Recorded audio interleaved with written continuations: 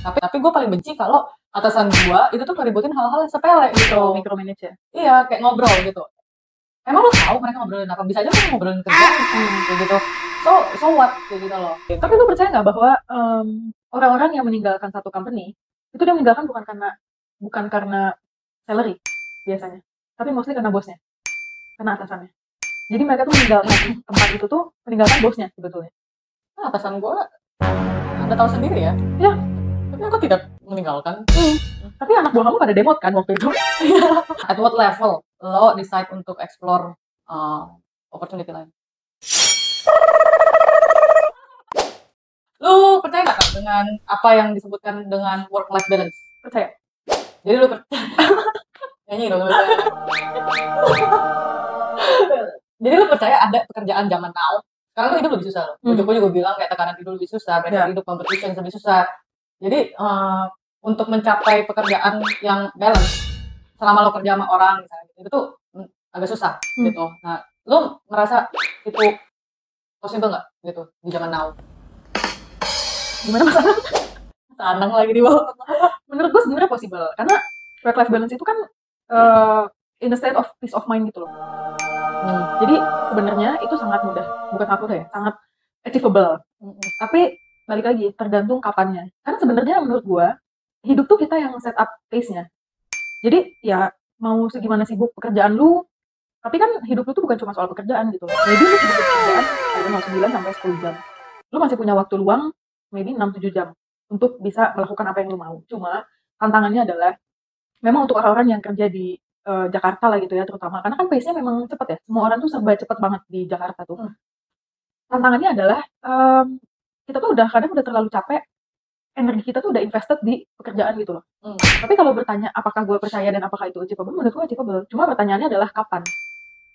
Gue ya masih percaya aja sih. Maksudnya kayak balik lagi menurut gue work life balance itu ya ke diri kita masing-masing kayak gitu, yang kontrol. Sama lah yang kayak lu bilang. Kayak misalnya ketika lu berada di posisi yang cukup tinggi, responsibility lu lebih besar kayak gitu kan. Nah, lo harus aware aja kapan lo mau stop dan apakah ini hal yang lo happy dan bukan cuma happy tapi sehat buat diri lo sendiri atau ini tuh for long term ini malah nggak bagus kayak gitu kan. Itu balik lagi ke diri sendiri. Cuman termasuk gue juga, gue ngerasa ketika lo berada di posisi itu tuh it's so hard to see realize bahwa oke, ini tuh pekerjaannya tuh udah nggak balance nih, udah nggak sehat buat gue gitu kan. Sampai gue harus sampai gue ada momen pengalaman yang cukup memorable lah buat gue, sehingga gue itu totally different kayak dari yang sangat sibuk. Sekarang tuh gue tidak dari macet aja nih, dulu tiap hari ke kantor gue juga bingung gitu loh, kok gue bisa ya gitu spending 1,5 jam sekali jalan. Itu kadang on a bad day lo bisa 2 jam gitu, terus baliknya juga another 1,5 jam, berarti kan kita jalan udah 3 jam kan gitu.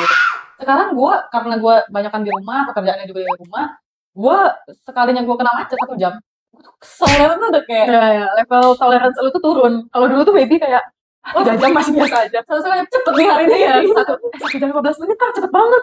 Sekarang kayak anjir lah 5 menit lama banget. Iya, sekarang tuh gue kayak apa ngerasa, jadi tuh gue tuh setelah gue tidak bekerja lagi situ, gue tuh udah terlanjur subscribe badminton sama temen-temen gue di Kuningan. Itu setiap hari Rabu gitu kan, dan itu dari jam 8 malam sampai jam 11. Terus gue masih mikir, oke lah, orang pulang gue ke situ gitu kan, nggak dalam macet, otak lu ya nggak macet. Terus gue ke situ sejam, tapi gue tuh marahnya tuh udah, rasa gue betenya tuh udah parah banget. Padahal gue mikir waktu itu gue pulang pergi kantor sehari 3 jam gitu. Itu tuh udah jadi keselnya tuh berlebihan banget kayak gitu kan. Nah, kalau balik lagi ke work life balance ya itu gue merasa itu ada, tapi itu susah untuk disadarin gitu, apakah pekerjaan kita sekarang tuh udah healthy enough buat kita atau enggak. Tapi itu bener sih, ketika lu ada di posisi yang cukup tinggi dan responsible lu makin besar, itu memang kita tuh kadang terbutakan dengan itu, ngerti gak sih? Maybe let's say kayak tempat kerjanya bikin lu nyaman karena teman-temannya seru gitu kan. Tapi padahal sebenarnya badan lu tuh kayak udah ngasih sign atau warning kayak lu tuh sebenarnya udah di level stres yang gila banget nih gitu. Tapi lu tidak menyadari itu. Dan yang menurut gue itu salah satu challenge juga sih untuk kayak melihat sebenarnya work life balance gue ini sebenarnya udah tercapai atau belum gitu. Iya. Terus dulu tuh ada momen-momen kita kan nge-IQOS ya gitu kan. Dulu tuh ada momen-momen pas gue kerja itu bangun pagi tuh kayaknya leher gue tuh kayak pegel banget, dan gue menyalahkan karena gue nge-IQOS kebanyakan gitu. Jadi kayak over denial. Habis IQOS gue menyalahkan, maksudnya gue menyalahkan IQOS hari ini, terus besok gue misalnya jerawatan gitu, gue menyalahkan skincare gue misalnya gitu, atau gue menyalahkan dokter facial gue gitu. Padahal sebenarnya banyak banget yang badan lo tuh udah kasih tahu. Ya benar-benar. Coy, lu tuh udah harus istirahat gitu loh. Dan kadang itu yang memang susah untuk dilihat sih. Ya lu nggak pernah ya, sangat sulit untuk menyadari bahwa lu udah di posisi yang kehidupan lu tuh nggak sehat. Iya. Dalam pekerjaan. Tapi menurut lo nih, jadi kan ya tentu saja kita bekerja bersama ya sebelumnya ya, dan mengalami segalanya bersama. Nah, sekarang konsep lo kan ke depannya nih gitu. Menurut lo pengen pekerjaan, bagaimana cara lo achieve work life balance? Sebenarnya gue mulai dari hal-hal kecil sih. Gue jadi lebih disiplin sama waktu kerja gue. Kalau dulu sekarang lo disiplin? Enggak. Ini maksudnya disiplin in a positive way ya. Karena kalau sebelumnya tuh gue menyadari gue bisa misalkan kayak gue kan bangun nggak pagi ya, gue bangun lumayan siang lah. Dulu mungkin jam 9, jam 10 gitu kan. Terus mungkin baru ke kantor jam 11.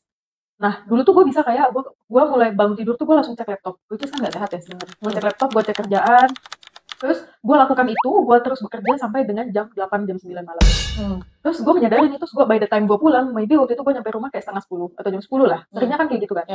Kayak gue menyadari dari situ aja tuh gue sudah sangat-sangat tidak punya waktu untuk diri gue sendiri. Sekarang by the time gue pulang jam 10 malam, apa sih yang bisa gue lakuin? Jadi gue cuma makan, tidur, besok paginya gue bangun kayak gitu lagi. Jadi most of the time waktu gue ada 24 jam itu, gue habiskan kayak 10-11 jamnya bekerja, 8-9 jamnya gue tidur. Jadi gue gak punya waktu. Nah kalau sekarang itu gue mulai berpikir kayak oke, gue akan bangun lebih pagi, gue kerja lebih pagi, and then gue end my shift itu juga lebih sore, kayak sesuai dengan waktunya. Dan after that gue bisa punya time yang lebih banyak. I think sebenarnya mulainya dari situ sih. Cuma again kalau di Jakarta ini menurut gue cukup sulit karena lu mau gimana coy, lu perjalanan itu pulang pergi lu maybe bisa sejam lah, ya sejam. Kalau lu deket sejam, ya kan. Maybe kalau rumah lu agak jauh, pulang pergi lu bisa kayak lu dulu 3 jam gitu. Kalau gue ya I don't know sih, di saat ini kan gue belum kerja ya, maksudnya gue masih melakukan maksudnya gue melakukan segala pekerjaan gue, aktivitas gue tuh banyak kan di rumah gitu, dan gue ngerasa gue happy banget gitu loh dengan situasi ini gitu. Gue tidak harus berhadapan dengan macet gitu, terus gue bisa olahraga lebih banyak, terus gue malah bisa do more outdoor activities kayak gitu kan. Dan menurut gue itu sesuatu yang gue happy lah to do gitu. Nah, if one day kayak gue kerja lagi, yang gue kepikiran tuh adalah kalau dulu kan gue istilahnya bisa dibilang karir gue ada di mid senior level kan gitu. Maybe if I'm to have the chance untuk berada di posisi mid senior level lagi, gue tuh akan sangat selektif kayak gitu loh. Perusahaannya apa, kayak gitu, jam kerjanya seperti apa gitu. Maybe gue tidak akan, kalau gue yang dulu, gue akan dikasih task apapun, jam berapapun gue akan all out karena gue ngerasa sangat responsibel gitu.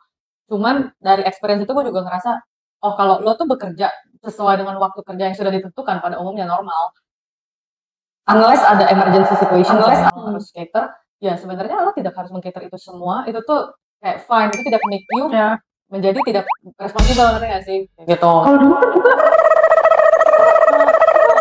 nah, gue pikir kayak gitu, or else kalau misalnya gue kepepet duit dan gue harus kayak bekerja lagi, mungkin gue akan itu sih consider tidak take role yang mid senior level yang banyak banget gitu, mungkin yang chill atau yang tempatnya dekat dari rumah gue sehingga gue tidak wasting time di jalan kayak gitu kan. Ya benar. Gitu, sehingga ya paling enggak tuh oke lah, pasti kayak compare ke sekarang waktu gue untuk main jauh berkurang, tapi tidak hilang yang kayak gue sebelumnya itu menurut gue kayak hilang banget sih, hilang banget. Dan di weekend tuh ya kadang misalnya kadang weekend kalau pas ada campaign itu kan kita standby, hilang juga weekend kayak gitu kan. Terus kalau misalnya pas lagi nggak ada campaign, setiap bulan kan ada campaign, kita prepare itu. Dan udah capek ngerti gak sih? Jadi ada momen weekend yang gue tuh dulu tuh gue plan, gue pengen trekking deh ke sini gitu, outdoor. Pas gue bangun udah kayak udah gak punya energi kan? Udah kayak jelly gitu gak sih badan udah gak punya energi. Kayak mau bangun aja badan lu tuh kayaknya ketempel. Ketempel setan ya? Kayak gitu. Nah, gue gak mau lagi kayak gitu. Yang paling penting juga waktu gue buat keluarga sih. Gue sekarang banyak kan spend time sama keluarga, ya gue coba menjaga ke depan tuh gue figure out kerjaan yang juga gue tetap bisa spend time sama keluarga. Tapi bener sih, the last 3 tahun terakhir lah ya, gue kan rutin konsul sama psikolog gue kan. Jadi kayaknya I think the last 1,5 tahun kebelakang tuh gue tuh selalu mengeluhkan hal yang sama. Gue tuh selalu mengeluhkan gue sakit kepala, terus gue mengeluhkan kayak kenapa ya gue sering banget sakit. Ya di compare yang gue di tahun-tahun 2018 2019 tuh gue sehat banget, jarang banget gitu loh gue sakit. Kayak ya mungkin kalau sekalinya sakit mungkin agak lama lah gitu. Kalau itu gue ngerasa kayak gue sering banget sakit kan. Psikolog gue tuh cuma bilang gini doang, lu tuh coba deh, lu take a break, ngomong gitu kan. Akhirnya sampai di tahun lalu gue take break for 2 weeks kan. Ya akhirnya gue ke Hong Kong. Tapi gue merasa bagaimanapun gue take break itu tuh nggak pernah gue bisa benar-benar lepas, gitu gak sih? Iya. Jadi kayak gue merasa waktu itu tuh kayak oke, gue liburan sekarang, tapi nanti gue tahu otak gue ini udah mikir ada something yang harus gue kerjain. Jadi by the time gue liburan hari ini, gue tuh udah mikir kayak oh ada kerjaan yang ke-pending nih. Ya. Jadi udah kayak gitu kan. Nah sampai psikolog gue tuh dengan santainya dia ngomong kayak take a leave, literally leave, dia bilang gitu. Gue masih gak mikir apa dong gitu dia. Take a leave, just leave your workplace now, dia bilang gitu. Terus gue kayak emang kenapa? Gue merasa gue happy. Oke, lu happy faktornya apa? Sampai di list tuh. Faktor yang bikin gue happy itu apa? Ternyata faktor yang bikin gue happy itu karena surrounding gue ya, karena teman-teman gue. Bukan work environment-nya. Iya, akhirnya sampai satu waktu kita jadi lebih bebas, lebih free, ya kan? Gue merasa hidup gue nyaman banget. Kayak gue bener-bener, wow, this is a life. Bener-bener kayak, akhirnya gue bener-bener taking break yang gue bangun tidur tuh badan gue full of energy gitu. Iya. Gue juga ngerasa kayak gitu sih, lately sih. Kan ya kalau misalnya gue kepepet duit, kan ada lu ya. Iya. Nanti gue kenalin sama. Terus kayak waktu lo, maksudnya lo kan punya beberapa pengalaman bekerja lah ya gitu. Nah, kayaknya dari pengalaman kerjaan lo pertama, lo stres sama bos lo kan kalau nggak salah. Yang kedua juga sama bos lo. Yang ketiga sama bos gue juga. Yang ketiga, lo tidak specifically stres yang kayak. Yang ketiga nggak sama lo dong. Yang ketiga nggak sama lo. Sama si itu ya. Siapa aja? Sama si itu. Jangan menyebarkan gosip. Iya. Nah, dari experience yang berbeda-beda ini tuh, lo di pengalaman yang mana sih yang lo tuh benar-benar ngerasa burnout gitu? Dan maksudnya sainsnya tuh apa gitu? Yang paling burnout banget ya, itu pengalaman kerja gue yang pertama. Yang pertama. Tapi gue thankful banget di kerjaan itu karena sekarang gue jadi merasa kayak seberat apapun kerjaannya, there's not gonna be worse than my first experience. Okay. Karena gue benar-benar stres banget itu, gue cuma kayak 7 atau 8 bulan kan. Itu gue merasa burnoutnya sampai ke level dimana gue menjadi orang yang lebih emosional. Gue membenci satu orang, tapi gue turns out menjadi orang gitu. Gue jadi persis kayak gitu. Makanya sampai sekarang itu jadi learning point gue sih. Ketika gue benci sama seseorang, gue nggak boleh terlalu benci. Karena itu tuh tanpa sadar itu akan masuk ke alam bawah sadar lu gitu loh. Lu benci diperlakukan kayak gitu. Akhirnya lu revenge ke orang lain dengan tanpa lu sadari dengan cara yang sama. Itu tuh burnoutnya sampai yang kayak bangun tidur, gue nangis mau kantor. Ya ampun, sedih banget. Sampai kayak gue bangun tidur langsung demot gitu dari bangun tidur aja mau ke kantor tuh udah gak ada perasaan excited. Iya, gue tuh bener-bener kayak bangun. Tapi gue tuh orang yang ego gue kan tinggi kan. Jadi gue kayak bangun tidur, gue kayak nangis dulu. Anjing kenapa gue harus ke kantor ya, udah kayak gitu. Terus kayak pas gue di kantor nggak boleh gue kelihatan cengeng. Karena gue ngerasa gue harus strong. Pulang kantor nangis lagi. Oke. Kalau lu kan lumayan dikit ya, maksudnya dari lu kantor lu kan cuma 2. Dan dua-duanya sama gue kan. Which experience yang bikin lu ngerasa lu burn out? Honestly gue gak merasa burn out dua-duanya sebenarnya. Maybe gue ngerasa itu tidak balance gitu. Ada pekerjaan-pekerjaan yang menurut gue udah too much dan gak balance. Tapi gue tidak pernah berada di posisi yang gue tuh feel burn out gitu loh. Gitu. Jadi kayak yang pertama contohnya gitu. Banyak lah yang lo tau juga kan momen yang ridiculous kayak gitu kan, kayak hal sepele seperti memperdebatkan warna kaos putih atau tulang, kayak gitu kan, terus mencari gimmick yang hemat sekian rupiah sampai ke Surabaya kalau nggak salah gitu kan, visit, kayak gitu kan, dan diperbolehkan visit sama anak gue sendiri, gitu kan. Nah itu kan menurut gue hal sepele yang annoying gitu. Tapi tidak ada satupun pekerjaan tuh, pengalaman kerja gue itu tuh bikin gue tuh burn out gitu. Gitu. Sampai yang terakhir pun itu udah too much menurut gue, kayak responsibility yang harus gue take, tapi gue tidak merasa burn out gitu. Jadi kayaknya tuh itu kayak good quality dari gue tuh di setiap situasi, nggak maksudnya di situasi chaos apapun gitu, kayaknya tuh gue masih bisa melihat, fokus ke hal yang positifnya, atau fokus ke yang apa yang bisa gue lakukan untuk merubah itu gitu loh. Gitu. Jadi sebenarnya kalau pengalaman yang burn out banget tuh enggak gitu. Tapi kalau lo tanya momen yang bikin lo kesal banget, itu ya ada. Ya pasti ada lah. Pasti. Bisa diceritakan di sini apa yang bikin Ya contohnya di pengalaman yang terakhir ya kayak gitu. Jadi anak gue tuh punya tim gue ini terdiri dari 4 wanita nih. Nah 4 wanita ini tuh rumpi memang. Tapi 4 wanita ini meskipun rumpi gue lihat ya mereka ngobrolin makanan-makanan disep-disep yang lucu-lucu kayak gitu kan. Terus apa tuh Scarlett kayak gitu ya, gue juga gak pernah pergi ke situ gitu kan. Nah tapi gue segimanapun gue lihat pekerjaan mereka selesai kayak gitu. Dan oke kayak gitu kan. Jadi ya there is nothing yang gue harus ributin sebenarnya gitu. Nah di saat itu atasan gue itu terganggu sekali dengan mereka. Jadi mereka pokoknya ditegor lah. Maksudnya atasan gue negor mereka melalui gue gitu. Jadi dibilangin tim gue ini ngobrol terus kayak gitu. Nah hal-hal kayak gitu tuh yang bikin gue kesel banget kayak gitu. Karena gue tuh result oriented sebenarnya. Lo mau ngapain asal you get result and it's done kayak gitu loh, as simple as that. Tapi gue paling benci kalau atasan gue itu tuh ngeributin hal-hal yang sepele gitu. Micromanage ya? Iya kayak ngobrol gitu. Emang lo tahu mereka ngobrolin apa? Bisa aja mereka ngobrolin kerjaan kayak gitu.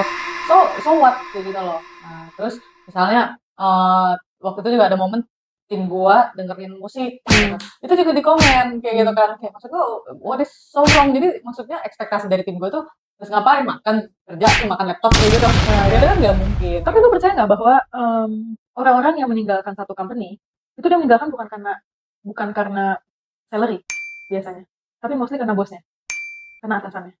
Jadi mereka tuh meninggalkan tempat itu tuh meninggalkan bosnya sebetulnya. Jadi sebetulnya yang bikin karyawan tuh bisa bertahan atau enggak, itu salah satu faktor yang paling utama itu adalah di bosnya. Atasannya. Ya, atasannya. Nah, atasan gue Anda tahu sendiri ya. Ya. Tapi aku tidak meninggalkan. Tapi anak buah kamu pada demot kan waktu itu. Tapi sebenarnya gue juga happy loh sebenarnya kayak waktu terakhir itu gue ngerasa tim gue tuh compare to tim yang lain ya secara tenor tuh yang paling lama stay. Bahkan kita punya prasasti yang masih ada di situ. Iya. Sosok pria yang mencintai kura-kura itu. Iya betul, masih ada di sana kan. Masih gitu. Makanya kayak gue cukup happy lah kayak gitu. Waktu itu gue grateful banget sih dengan drama-drama dari atasan gue. Meskipun kadang gue capek ya nge-backupin hari ini gue nge-backupin ini, besok gue nge-backupin itu kayak gitu kan. Tapi ya tim gue tuh bisa diajak kerjasama semua kayak gitu, nggak hitung-hitungan gitu. Jadi gue happy banget kayak gitu. Ya itulah yang benar yang bikin, maksudnya ya karena kan kita kerja bareng ya, yang bikin jadi pekerjaan itu tidak berasa memuakkan banget tuh ya karena timnya. Ya kan? Cuman waktu itu gue capek banget sih sama temen gue gitu sih. Maksudnya gue nge-backupin kalian tuh capek banget coy. Dari jam kerja kayak hari ini sih besok lu, besok ini gitu. Tapi yang bikin capek tuh sebenarnya kan yang diributin tuh hal-hal yang nggak penting, nggak matter. Dan kalau dilihat ke resultnya, itu tuh orang-orang yang diributin tuh yang bring result so much to the table gitu. Ngerti nggak sih? Orang-orang yang memang bisa proven kerjaannya tuh bagus gitu. Tapi diributin itu hal-hal yang kayak datang lah, yang which juga datangnya nggak tepat waktu kan, as you know. Ya kan? Kamu juga ya dia. Kita sensor aja. Yang ada yang berenang dulu kan? Iya, datang ke kantor rambutnya fresh banget kan? Ya wow, habis wudhu kakak. Selama lo bekerja, lo kan dari pengalaman yang pertama lo burn out gitu kan. Terus yang kedua gue nggak clear, mungkin burn out tapi nggak separah yang pertama lah gitu kan. Yang ketiga I don't think lo burn out sebenarnya, lo di level stress gitu. Karena pattern lo tuh kayak gitu kan, kayak yang pertama lo burn out lo cabut, yang kedua lo burn out lo tinggalin kayak gitu kan. Terus yang ketiga lo tidak meninggalkan sebenarnya kayak gitu. Yang aku di hijack aja. Ya, kata-kata bijak. Nah, gimana cara lo mulai sadar sebenarnya menyadarin bahwa sebenarnya tuh lo tuh di level burnout di kerja kayak gitu? Sebenarnya ya, to clarify, di pekerjaan gue yang kedua, gue keluar bukan karena gue burnout. Tapi gue merasa sesuatu yang diributkan itu sesuatu yang menurut gue gak penting. Jadi sekarang gue menyadari pattern gue tuh ternyata lebih cenderung ke situ. Kayak gue masih oke kalau misalkan gue ribut sama kolik gue, sama bos gue gitu, mengenai hal something yang kita ribut, tapi itu tuh bring something to the table, ngerti gak sih? Kayak oke, kita ributin maybe secara strategi lu sama gue gak cocok, tapi ada solution baru. Nah gue tuh tidak suka ketika apa yang gue lakukan itu di questioning. Jadi sekarang tuh gue menyadari bahwa yang bikin gue cabut mungkin mostly karena itu. Nah kalau yang bikin gue burnout, merasa burnout dan titik apa yang bikin gue menyadari gue burnout, itu salah satunya itu ketika gue kerja di satu company udah tidak ada hal besar lagi yang diributin. Gak ada lagi receh banget, receh banget, kayak yang dicari-cari tuh kesalahannya cuma kayak misalkan kayak jam datang lah, atau the way you dress lah, atau kayak cara lu ngomong lah.